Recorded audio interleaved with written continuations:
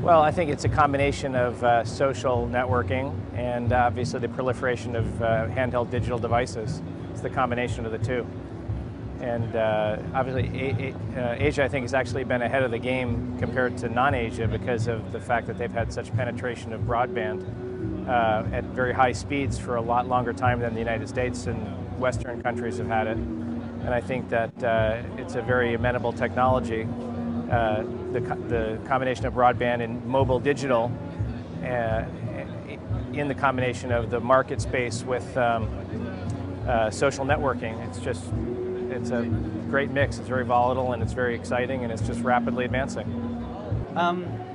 Technical innovation that will have the greatest impact on Asia, I think it's already been invented. I think it's the mobile phone, and the reason being is basically you have all these third world countries that they can't go and put all this copper wire everywhere, and suddenly everyone's got these mobile phones. You can throw up a couple satellites, and everyone is suddenly connected with internet, with SMS, with all this other stuff, and all the innovation that's happening now in mobile with the interface of the hardware, the software, is really allowing the average person to be connected to the entire world. And I think that's huge now and will continue to be huge moving forward.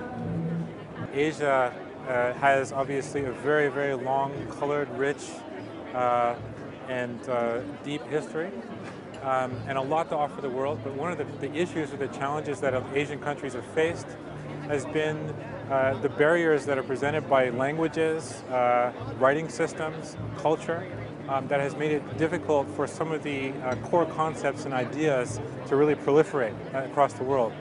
And I think that one of the ways that can be unleashed and really be allowed to engage with the rest of the world are technologies that bridge that divide, linguistic, cultural, thought, conceptual. So you could think of language learning technologies or other technologies that really allow for the barriers that come with really, really different cultures and systems and thinking and ways of communicating to be brought down. I think that the next stage is that if someone come up with more power for social search or social recommendation engines, I think it will add a lot of value to us, and especially in the context of mobile internet, which will be very big in Asia because of the sheer size of our mobile phone users. LTE services would be pretty much a key driver in advancing in the markets in Asia. In countries like Hong Kong or even in developing nations such as Malaysia, they're actually deploying WiMAX of LTE technologies to distribute the pay TV services around the region. And I would see that's going to grow very fast, and Asia doesn't have any legacy issues on the existing infrastructure. I think that's a easy question. That mobility definitely is where it's at, and we think that LTE certainly is going to be placing the future data packets into the future.